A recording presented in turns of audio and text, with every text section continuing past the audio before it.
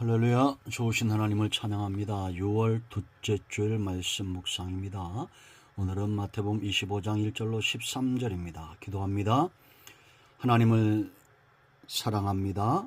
영광과 감사와 찬송을 우리 하나님께 올려드립니다. 주의 은혜를 의지하고 주의 보혈을 의지하여 하나님 앞에 나오게 하시니 감사합니다. 생명의 말씀, 은혜와 응답의 말씀 앞에 또한 귀를 열고 마음을 열고 듣게 하시니 감사합니다. 주의 보혈을 의지하오니 우리의 모든 죄와 허물을 사하시고 하나님의 말씀을 듣고 깨닫는 은혜롭고 복된 시간이 되게 하여 주시옵소서.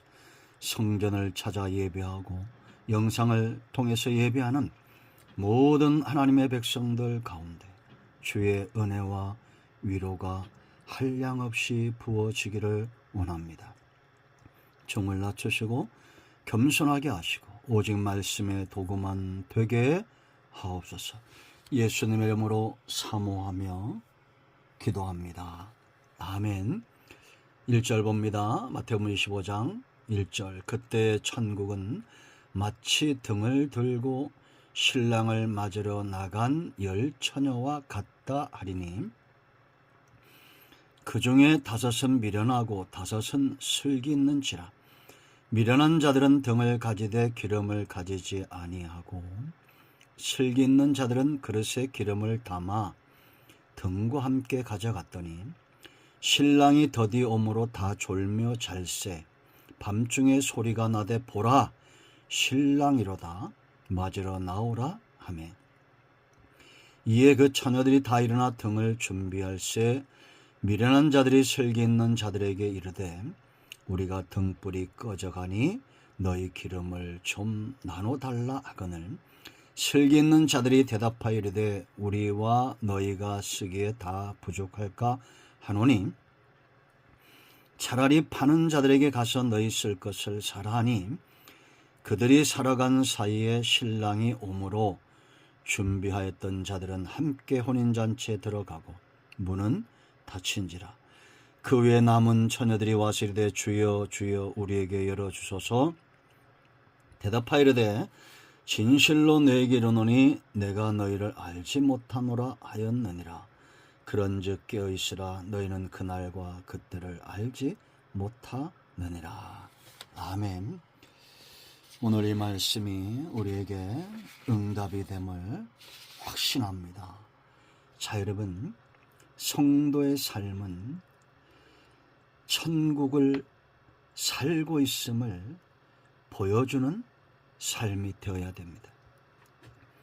하나님의 나라가 저와 여러분 삶 가운데 이루어지고 있음을, 이 나라가 얼마나 좋은 것인가를 세상으로 알게 할 때 전도는, 부흥은 저절로 될 것이라 확신합니다.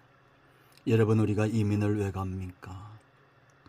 내가 살고 있는 이곳보다 내가 이민 가고자 하는 그 나라가 좋기 때문입니다. 무턱대놓고 어느 날 갑자기 가지 않잖아요. 그 나라에 대해서 많은 정보를 수집하죠. 그 정보 가운데 가장 훌륭한 것은 그 나라 사람들의 삶에 나타나고 있는 삶의 질과 만족감이죠. 감출 수 없는 행복이 있습니다. 세상 나라는 복지를 봅니다. 그 나라가 얼마나 안정된 것인가, 행복한가, 좋은 직장을 얻을 수 있는가, 부가 있는가를 봅니다. 그런데 하나님의 나라는 그 모든 것들 이상의 것을 가지고 있습니다. 통치자의 문제입니다.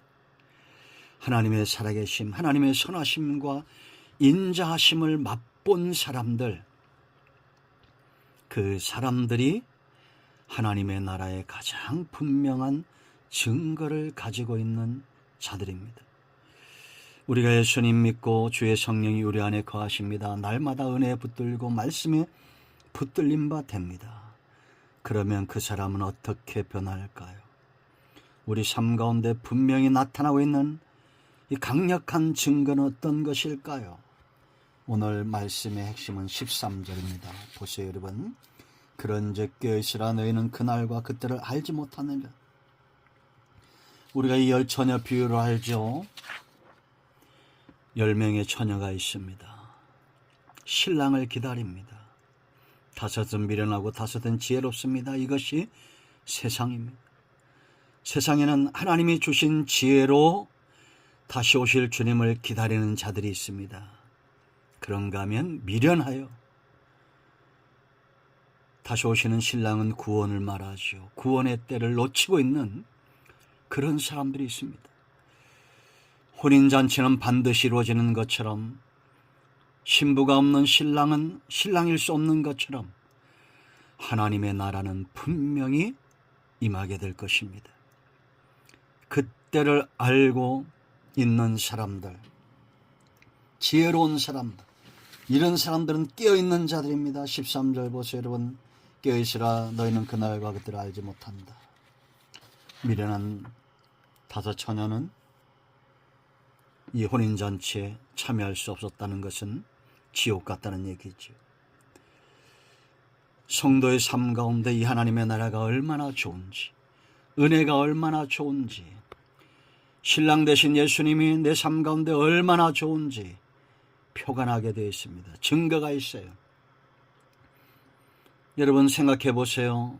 내가 결혼할 신랑이 너무 좋아요. 그럼 신부가 그 표정을, 가슴에 있는 것을 숨길 수 있습니까? 없습니다. 우리 주님은 얼마나 좋으신 메시아, 나의 왕, 나의 하나님, 나의 힘이 되신 여호와, 얼마나 좋습니까? 이 사람들은 깨어 있습니다. 깨어 있으라고 그랬어요. 깨어 있는 삶. 왜 깨어 있습니까? 이 신부들은 신랑이 어느 경점에 올지 알지 못합니다. 그러기 때문에 졸면서도 기다리는 겁니다. 신랑이 온다는 그 확신, 그 말씀에 대한 믿음, 이러한 것들이 깨닫게 하는 거예요. 깨어있게 하는 겁니다. 예수님께서 마지막 날이 언제일지 모른다라고 말씀하신 것이 지혜로운 자들에게는 축복입니다.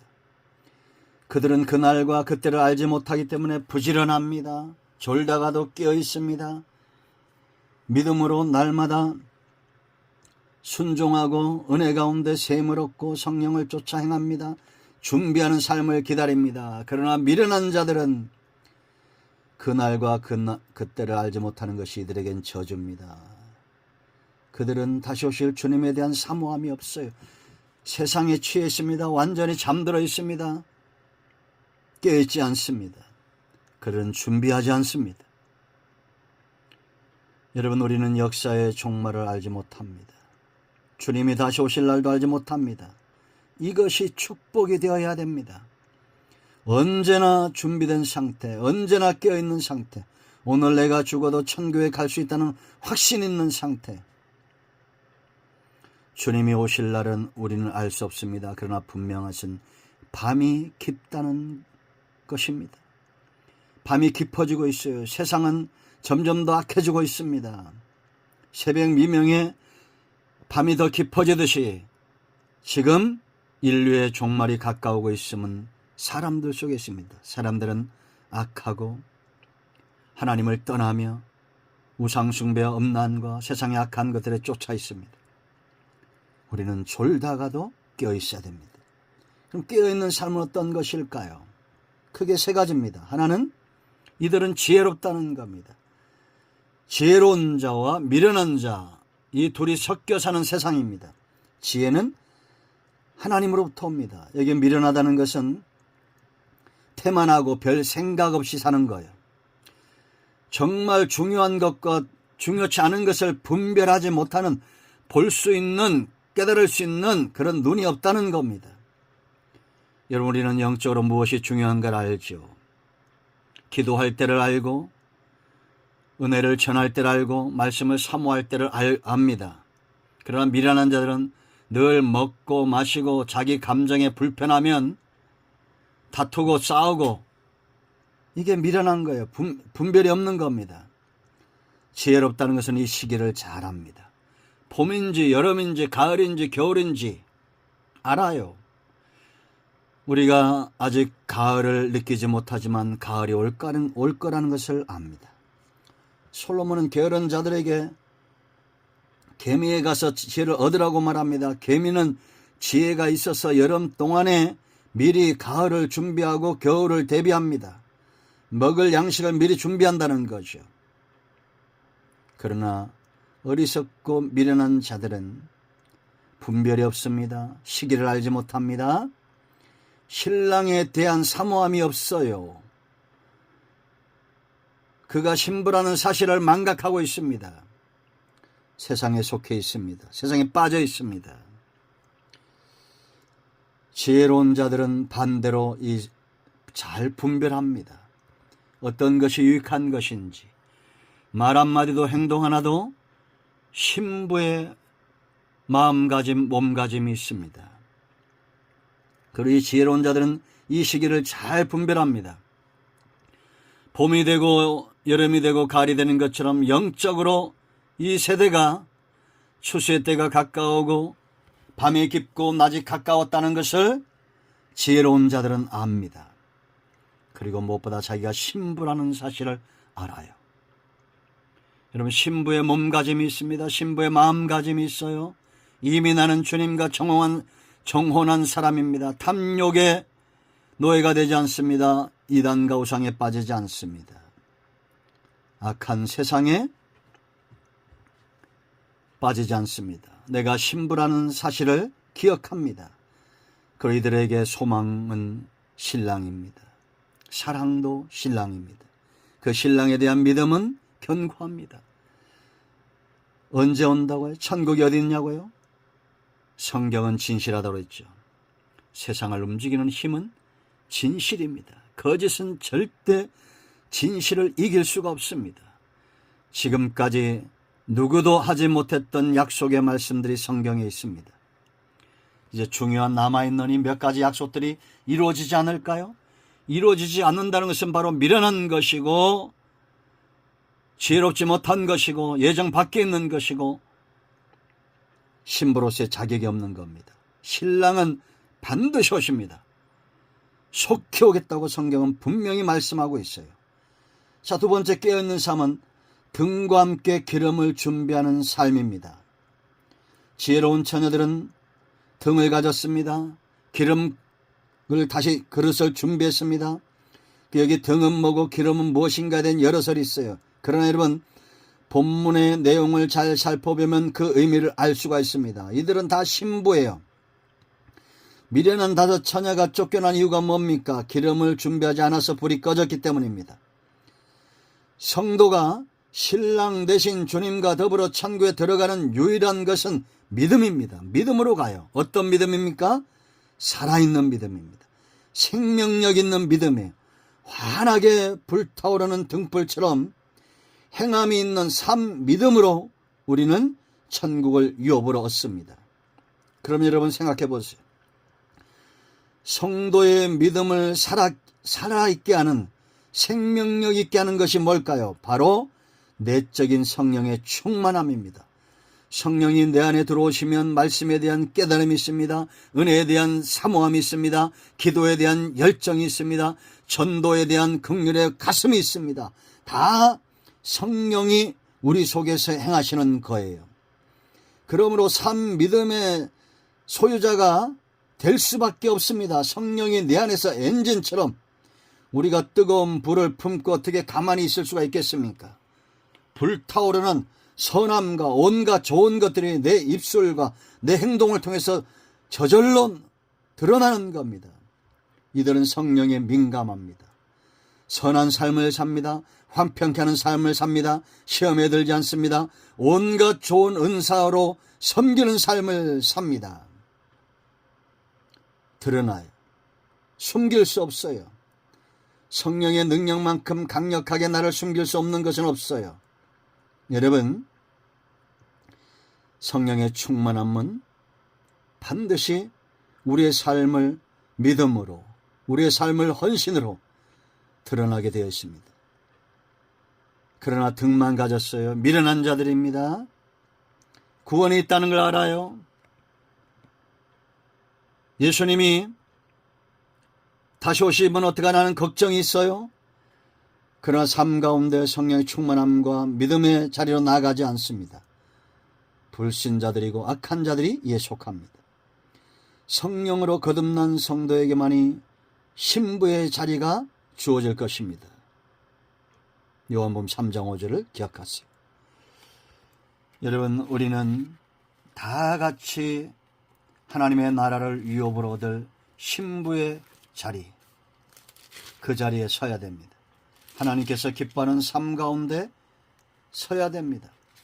물과 성령으로 거듭난, 니고데모에게 말씀하셨던 거듭난 삶을 사모해야 됩니다. 여러분의 믿음의 삶은 불타오르고 있습니까? 그러나 졸 수도 있습니다. 우리가 과거에 간증이 있었죠. 그것은 성령의 역사입니다. 그러나 세월이 가면서 우리의 믿음의 삶이 흔들릴 수 있습니다. 다시 깨어 기름을 확인하고 다시 한번 성령의 충만함을 사모하고 믿음으로 기도하고 소망 가운데 인내하고 사랑의 수고를 애쓰는 믿음의 역사를 이루는 저와 여러분 되기를 축원드립니다. 자, 우리가 이 비유의 핵심은 신랑이 더디 온다는 겁니다. 그러나 반드시 온다는 겁니다. 안 오실 수가 없어요. 여러분, 어느 정도로 더디 올까요? 다 졸고 있는 시대라고 그랬죠, 아까. 미련한 자뿐만 아니라 지혜로운 자들도 졸고 있는 시대. 믿음의 역사를 찾아보기 힘든, 믿는 자를 찾아보기 힘든 그런 희미한 시대. 그러므로 마지막 때 분명한 증거는 어디 있느냐? 사람들 속에 있습니다. 나눠줄 기름이 없습니다. 자기 등불, 간신히 자기 믿음만 지키는 그런 시대. 그런 시대가 우리 눈앞에 도래할 것을 이미 주님은 말씀하셨습니다. 누가복음 18장 1절로 8절 보세요. 믿는 자를 찾아보기 힘든 시대. 부모와 자식이 서로 죽는 자리에 내어주는, 이제는 구원에 대해서 큰 관심이 없는 그런 시대가 우리 눈앞에 도래하게 되어 있습니다. 이 세대를 잘 분별할 줄 알아야 됩니다. 주님은 반드시 오십니다. 약속입니다. 변할 수 없는 약속이에요. 다시 한번 강조합니다. 이것은 혼인잔치입니다. 무엇보다 가장 중요한 잔치입니다. 22장에 있는 대로 임금이 아들을 위해서 잔치를 준비합니다. 이 역사 구속사의 주인은 하나님이에요. 예수님은 비유적으로 신랑과 같고 성도는 비유적으로 신부와 같습니다. 반드시 하나님의 나라가 이 땅에 임하고 하나님의 나라가 온전히 세워져야 된다는 사실입니다. 그런데 지금 어떻습니까? 대부분의 사람들 속에 천국이 있나요? 지옥에 대한 두려움이 있나요? 없습니다. 희미해져 가고 있어요. 길거리 가면서 예수천당 불신지옥이라고 크게 외치면 이상하게 사이비 취급을 합니다. 이제는 정말 심각한 위기는 온 나라 온 땅에 거하는 사람들이 예수님에 대한 메시아에 대한 신앙을 분명히 고백하거나 천국에 대한 확신을 갖고 살아가는 자들이 희미해지고 있다는 겁니다. 그러나 여러분 기억하십시오. 내가 속히 오겠다고 주님은 말씀하셨습니다. 그러므로 아직 믿음이 연약한 분들은 기억하십시오. 교회는 잠드는 시대가 올 겁니다. 성도들도 잠들 거예요. 욕을 많이 얻어먹을 겁니다. 왜 저러냐? 교회가 왜 저러냐? 목사가 왜 저러냐? 사람 보지 마십시오. 교회 건물 바라보지 마십시오. 주님의 약속 바라보십시오. 주님은 반드시 오셔야 됩니다. 신부가 없는 신랑은 없기 때문입니다. 아들이 없는 아버지는 없기 때문입니다. 구원의 큰 개념은 나라라고 그랬습니다. 백성이 없으면 왕도 필요가 없습니다. 땅도 필요가 없어요. 주님은 저 천국에 우리가 거할 것을 준비하고 계십니다. 그 모든 땅과 나라와 왕의 주권은 백성이 있을 때 가능한 겁니다. 그러므로 우리 모두가 하나님 나라 유업을 얻는 백성으로 졸다가도 깨어 근신하고 다시 오실 주님을 향한 믿음과 소망과 사랑이 깊어지고 있는지 날마다 성령의 충만함을 사모하는 여러분의 중심의 기름 그릇을 성령의 충만함으로 기름 부음으로 채우시기를 축원드립니다. 기도합니다. 예수님의 이름을 의지하기도 합니다. 이 말씀대로 되게 하여 주시옵소서. 우리 가운데 마음이 상한 자, 병든 자 치유하시고 회복시켜 주시기를 원합니다. 예수님의 이름으로 사모하며 축복하며 기도합니다. 아멘.